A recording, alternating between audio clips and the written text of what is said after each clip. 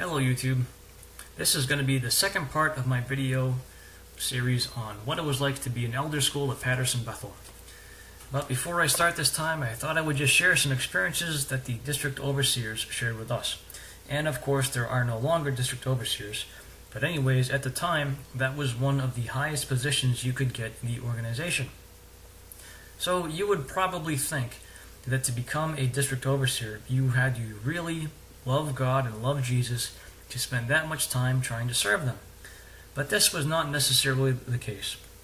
One of the brothers that was teaching our school related the fact that the reason why he worked so hard was because he was always afraid that he wouldn't make it through Armageddon.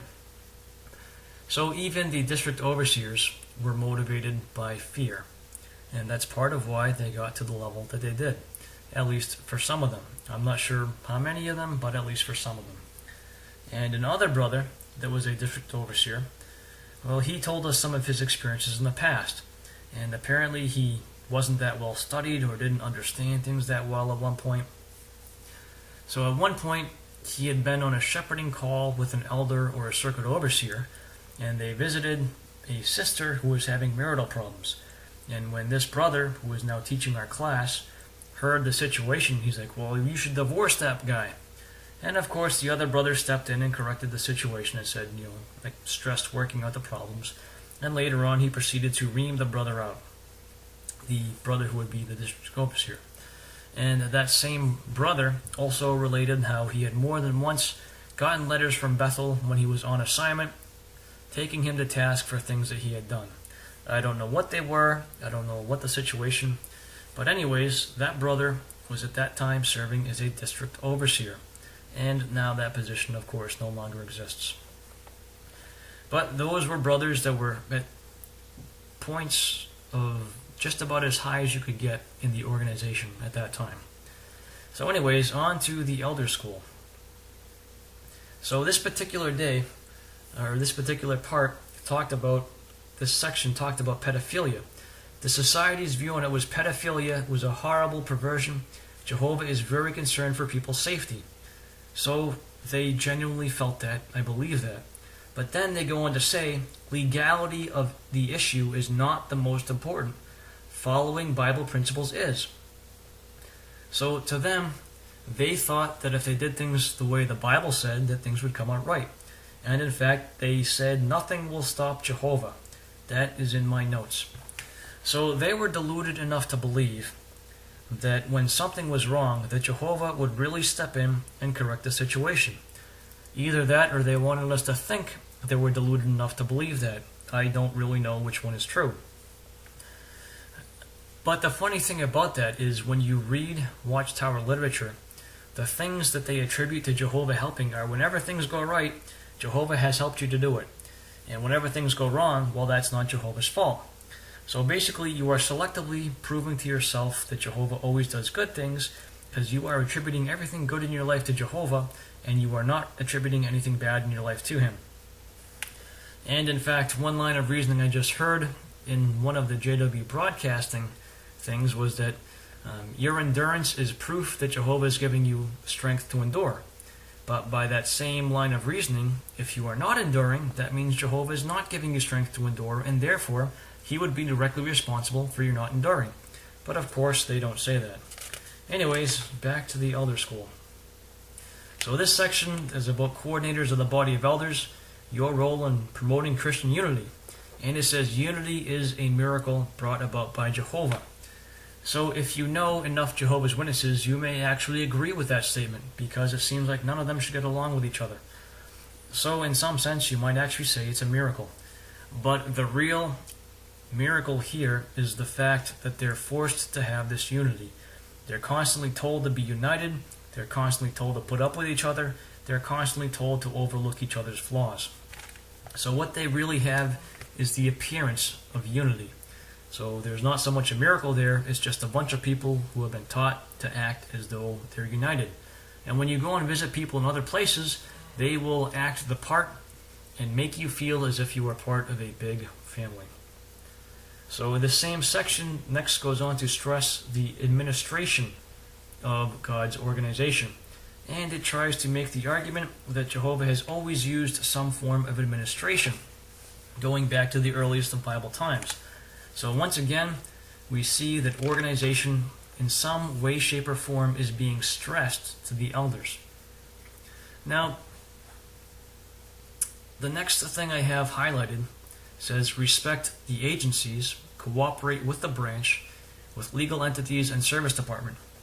So what that is about is when you are involved in matters that could become judicial, sometimes you have to call the legal department. For example, when child abuse is involved, the instructions are the first thing you do is you call legal and ask for directions. Not the police, as we just read, or we just heard from my notes how legal is not most important as far as like worldly legal. So you don't call the police, you call the society's legal department. And you might also call the service department, depending on what you're working on. And you are to cooperate with them. Which makes this next thing in my notes really ironic. This next thing I have says, you cannot become the master of people's faith by making rules. So this is the same organization that is telling the elders, who are the highest authorities in the congregation, that you have to follow the rules and instructions of the branch word for word, and if you do not know what to do, you are to look up for direction, and you are to get that direction from the branch. What they are doing is they are making rules for every single thing you are supposed to do, and they turn around and tell you that you cannot become the master of people's faith by making rules. But that is exactly what they are trying to do. So it is perfectly fine and acceptable for them to make rules for people's faith, but it is not fine and acceptable for anybody who is not on the governing body or on the helpers committee or on the teacher committee or in the writing department to make rules. So at the very least, that's horrible hypocrisy. Anyways, in the same section we go on and we get admonition, do not severely criticize an older man. So here once again we get the theme of seniority.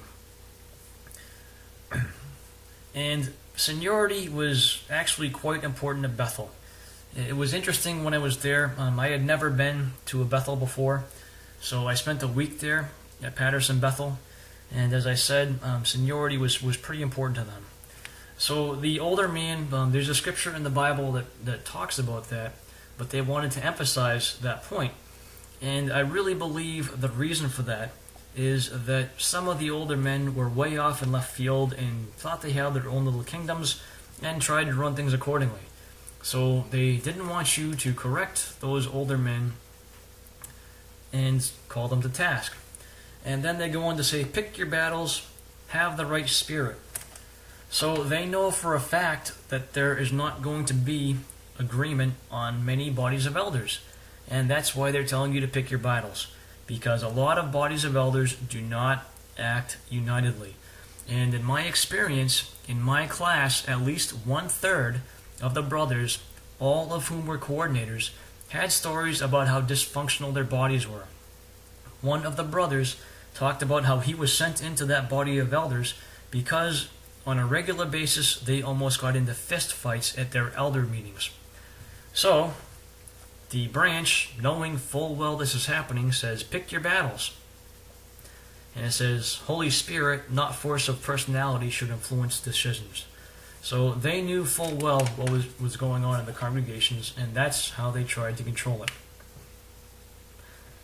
So next section we go on to is the scriptural requirements for elders and ministerial servants. And they gave the experience about age, and does age matter when people are appointed? And there was the experience about an elder who attended MTS at 25 and he was qualified. Now, in one of the congregations I served in, age was certainly a factor when appointing brothers. And when I brought this point out directly from the elder school, some brothers got mad at me because their personal opinions to them was more important than what was given to us at elder school. But by the same token, they had not yet been to elder school. Now, other things that factor into the qualifications, and this is interesting. If children of the brother under consideration are not baptized and they are in their late teens and they're not talking about baptism, this could indicate that the brother has teaching deficiencies. So brothers who are being considered for positions such as ministerial servant or elder, they are under pressure to make sure their children are towing the line, are getting baptized, are regular in service, and are exemplary. Because if their children are not, those brothers will not be appointed. And if those brothers are appointed and have young children that grow up and do not get baptized and do the necessary things, this could affect their qualifications. In fact, the next thing I have highlighted, if a man's child commits a serious sin, the father's qualifications must be reviewed to determine if he still qualifies. So this puts a lot of pressure on the elders. Their children have to live up to the standard. That is why you hear lots of stories about elders who have put so much pressure on their children to get out in service, to get baptized, to be exemplary, because the father's qualifications are at stake in the children's attitudes. And this is why you hear those stories. This is what the elders get. The elders are told, your family is a reflection of you, and if they are not doing well spiritually, we are going to review your qualifications and you might no longer qualify to serve. Loving arrangement, isn't it? Anyways, the next section is develop teaching ability. And here's another ironic statement. A good teacher does not threaten. Really? So the organization that has scared individuals into working so hard they wind up becoming district overseers is telling you not to threaten people because threatening is not a good teaching mechanism. So as you step back and look at Jehovah's Witnesses, no doubt you see a massive double standard. They say one thing in one regard, but they do exactly the opposite of what they're saying most of the time. And in the elder school, this is exactly what we're getting. We're threatened all the time with our qualifications, with various different things, but a good teacher does not threaten. So by definition, the organization is telling you that they are not a good teacher. But of course, that's not what you're going to get from this. You're going to realize that as an elder, you can't threaten people. So the elders know that they can't make rules, but they have to follow every single rule that the organization has made to the letter of the law. Because making rules, you can't be the master of someone's faith. But somehow the organization makes you faithful by making you follow rules to the letter of the law. So this is something, the further back in the organization's history you go, you see that this is always there. It goes back to Charles Taze Russell. He regularly said one thing, but did another. Now, for example, he claimed not to be inspired, but then he said that he was God's mouthpiece, which by definition means he has to be inspired. So the trend that he set back in those days has run all throughout the organization's history. Say one thing, then do exactly the opposite. So they will tell their followers how to behave while they are doing exactly the opposite of what they are telling people to do. Anyways, that's probably enough for this time. But nonetheless, you're getting to see the way the elders were trained. That was one school that lasted for a week. Every couple of years, they have a kingdom ministry school, which they give a refresher. That usually lasts a weekend. And all the elders get together, and there were some videos that they had at one of the KM schools I was at, and those videos got leaked on the internet. And I remember being at that KM school, and the video was on judicial committees. And one video was on judicial committees, the other was on handling a sister who had lost her spouse. And I remember thinking to myself as I'm watching these videos, if we follow these instructions, we're going to open ourselves to lawsuits. But anyways, those videos are out there. You can see them for yourselves and form your own opinions. So that's part 2 of my video on attending elder school. I think one more video will finish it up. So for those of you who have never been elders and who have never had the privilege, so to speak, of attending those schools, this hopefully will help you to get into the minds of the elders and understand why they're so crazy. So thanks for watching. Bye.